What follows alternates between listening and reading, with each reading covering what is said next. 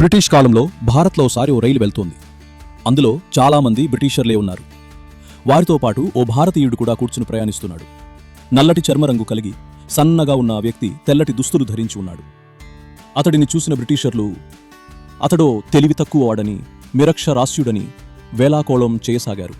కానీ అతడు అవేమీ పట్టించుకోలేదు. కానీ ఉన్నట్టుండి లేచి నిలబడిన ఆ వ్యక్తి రైలు చైన్ లాగాడు. వేగంగా వెళ్తున్న రైలు కొద్దిసేపట్లోనే ఆగింది. అందరూ అతడి గురించే మాట్లాడుకోసాగారు. అక్కడికొచ్చిన గార్డ్ చైన్ ఎవరు లాగారని ప్రశ్నించాడు.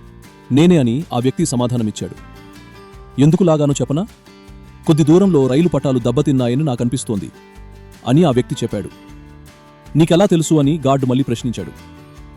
రైలు సాధారణ వేగంలో వచ్చిన మార్పు, దానితో పాటు శబ్దంలో వచ్చిన మార్పును బట్టి నాకు అలా అనిపించింది అని ఆ వ్యక్తి అన్నాడు.